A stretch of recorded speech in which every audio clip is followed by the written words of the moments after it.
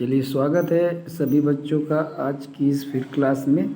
और ये unseen passage लिया मैंने आज फिर। तो यहाँ पर देखना है कि ये अनसीन पैसेज, हालांकि होता ये है कि अनसीन पैसेज को सॉल्व करने के लिए करना क्या होता है कि सबसे पहले क्वेश्चन पढ़ते हैं। तो यहाँ पर क्वेश्चन पढ़िए, जो पैसेज इज ऑन लिखा हुआ है। तो ये कह रहा है journalist surgeons and teachers what journalism is about. Competitive level का जो पैराग्राफ होता है उसमें सबसे पहले क्वेश्चन ही पढ़े जाते हैं कि किस तरह क्वेश्चन है। क्योंकि जब हम पैराग्राफ पढ़ेंगे तो पैराग्राफ को पढ़ते समय हमारे इन क्वेश्चंस के आंसर वहाँ पर मिलते जाएंगे और कंफर्म होते जाएंगे। अ journalist should be thorough with, मतलब जर्नलिस्ट जो है क्या होना चाहिए, उसको सारा सब कुछ क्या पता होना चाहिए। वो गद्यांश बताना है आपको किस टॉपिक पर है। One of the main requirements for a journalist is to, अर्थात जर्नलिस्ट के लिए जो आवश्यकताएं होती हैं उनमें मेन आवश्यकताओं में से एक कौन सी है यहाँ पे बताना है। The ethics of journalism is, अर्थात जो जर्नलिज्म का जो नीति होती है, जो एक नैतिकता होती है, वो क्या होती है। Which of the following statement is not true, नीचे लिखे स्टेटमेंट्स में कौन सा सही नहीं है। तो अब हम पढ़ते हैं आपका पैराग्राफ। यहाँ पर लिखा है जर्नलिज्म, जिसको हम कहते हैं पत्रकारिता, मीन्स सेवरल थिंग्स। पत्रकारिता का मतलब बहुत सारी चीज़ें होती हैं। फर्स्ट ऑफ ऑल, सबसे पहले it means the ability to write and convey thoughts in a way that the people will understand things quickly. इसका मतलब ये होता है कि लिखने की तथा विचारों को इस तरह से भेजने की योग्यता होती है that people will understand things quickly, मतलब जिन चीज़ों को आप भेज रहे हैं और लिख रहे हैं उनको लोग अच्छी तरह से और जल्दी से समझ लें। कि जो चीज़ आप कन्वे कर रहे हो, पब्लिक में ले जा रहे हो, वो आसानी से उनको समझ में आ जाए, इस तरह से आप भेजिए और इस तरह से लिखिए। इट मीन्स, और पत्रकारिता का मतलब होता है being able to turn long articles into shape, बड़े बड़े आर्टिकल्स को एक आकार देना, पत्रकारिता का ये भी मतलब होता है। It means knowing your grammar and composition rules inside out and upside down, यानी कि ग्रामर एंड कंपोजिशंस के रूल्स को भी जानना होता है जो पैराग्राफ में inside out and upside down, अर्थात ये सारे वहाँ पर थॉट्स को आप समझ सकें कि वो कहना क्या चाहता है। It also means a nose for news, nose माने नाक, लेकिन यहाँ पर सूंघने से मतलब है, अर्थात महसूस करने से है। अर्थात इसका मतलब होता है न्यूज को समझना एंड फील फॉर वर्ड्स, और शब्दों को महसूस करना। रेस्पेक्ट फॉर ट्रूथ, सच्चाई का सम्मान करना, एंड एसेंस ऑफ मिशन, और उद्देश्य के भाव को समझना। ये सारी चीज़ें पत्रकारिता में आती हैं। कुछ ऐसी चीज़ें होती हैं जो खुद ही महसूस करनी पड़ती हैं, और जो सत्य हो उसका सम्मान भी करना होता है। मिशन समझना पड़ता है कि आप इस किस मतलब जो है उद्देश्य से उस न्यूज़ को पब्लिश कर रहे हैं। A journalist should be able to size up a situation on the spot, किसी स्पॉट पर अगर वो गया हुआ है, कोई भी जर्नलिस्ट है, तो उसको साइज अप करना। साइज अप करना का मतलब क्या होता है कि उसको समझना, उसको कवर करना कि कौन सा मतलब स्पॉट है और किस प्रकार का स्पॉट है, क्या एक्सीडेंट या इंसिडेंट क्या हो रहा है, और उसको किस तरह से हमको कवर करना है। तो साइज अप करना मतलब वही कवर करना होता है न्यूज़ को। He should also develop deep insight into human conditions, मतलब मानवीय जो स्थितियाँ होती हैं, मानवीय जो दशाएं होती हैं, उनमें उसको गहरी सूझबूझ भी विकसित करनी आनी चाहिए। अर्थात उन स्थितियों को, भावनाओं को, उन सारी चीज़ों में एक गहरी समझ होनी चाहिए, डीप इंसाइट होना चाहिए।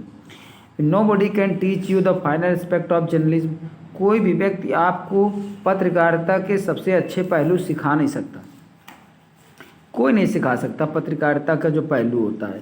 No plastic surgeon can give you a nose for news, अर्थात कोई भी प्लास्टिक सर्जन आपको ऐसी सर्जरी करके नोज़ यानी नाक नहीं दे सकता है जिससे आप मतलब न्यूज़ को महसूस कर सकें, समझ सकें। तो यहाँ नोज का मतलब शब्द तो आया है और प्लास्टिक सर्जन का भी आया, लेकिन इसका कोई मतलब नहीं है। मतलब ये है कि आपको न्यूज़ की अंडरस्टैंडिंग होनी चाहिए। No teacher can you a feel for words, कोई भी टीचर आपको शब्दों को महसूस करना भी नहीं सिखा सकता है। इसलिए यहाँ पर देखा गया था कि पत्रकारिता में बहुत सारी ऐसी चीज़ें हैं जहाँ व्यक्ति को अपने अनुभव से सीखनी होती हैं, अनुभव से लोगों की भावनाओं को समझनी पड़ती हैं, और अनुभव से ही आप वहाँ पर उसके एरिया या लोकेशन या सिचुएशन को भांप सकते हैं कि आपको करना क्या चाहिए। तो चलिए अब चलते हैं आपको क्वेश्चन आंसर की तरफ, ठीक है ना। ये रहे क्वेश्चन, पहला पैरा क्वेश्चन है आपका, the passage is on journalist surgeons and teachers. वो कह रहा है कि पैसेज सर्जन्स जर्नलिस्ट और टीचर्स के बारे में है। द मेरिट्स ऑफ जर्नलिज्म के बारे में है। व्हाट जर्नलिज्म अबाउट, अर्थात जर्नलिज्म जिसके बारे में है। और जर्नलिस्ट फील फॉर वर्ड्स, पत्रकार जो होते हैं वो शब्दों को महसूस करते हैं। हालांकि यहाँ पर आपका बी ऑप्शन सही है, यानी पत्रकारिता की गुणों यानी गुणवत्ता पर यह पैराग्राफ दिया गया है। तो यहाँ पर मेरिट्स का या डीमेरिट्स होता है, तो यहाँ पर विशेषताएं भी कह सकते हो। तो जर्नलिज्म की विशेषताओं पर यहाँ पर आपको ये पैराग्राफ दिया गया है, तो इसको थोड़ा समझना है। इसलिए आपका ऑप्शन जो है आपका क्या होगा, बी ऑप्शन यहाँ पे लिया जाएगा। तो यहाँ पर मैं सारा हटा करके आपको ऑप्शन बी दे देता हूँ, ठीक। तो ये B option is the right answer.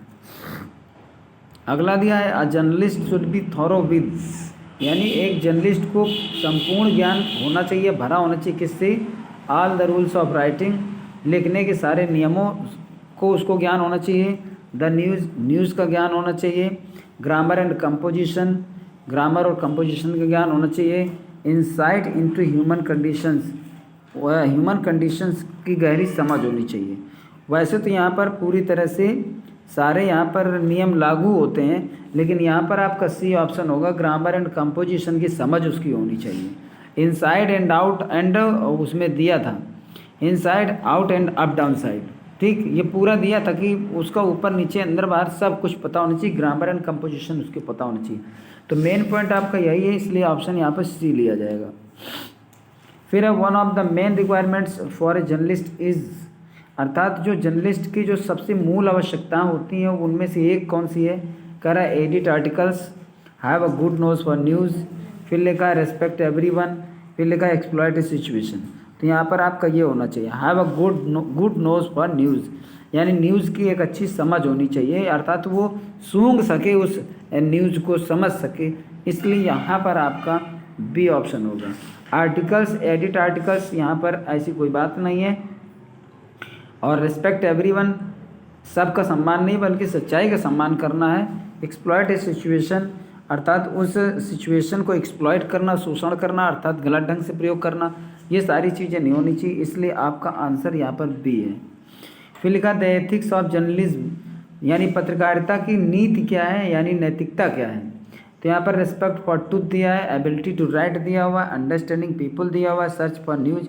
वैसे तो ये सही है, लेकिन यहाँ एथिक्स की नीति शास्त्र की बात करें, एथिकल बात है, यहाँ पर नैतिक बात बताई गई है, तो सच्चाई का सम्मान करना उसको आना चाहिए, इसलिए यहाँ पर ऑप्शन ए है। फिर लिखा which of the following statements is not true, नीचे लिखे स्टेटमेंट्स में सही कौन सा नहीं है। अ plastic surgeon can help a journalist, ये कह रहा है कि प्लास्टिक सर्जन जर्नलिस्ट की मदद कर सकता है, नहीं ये तो बात गलत है।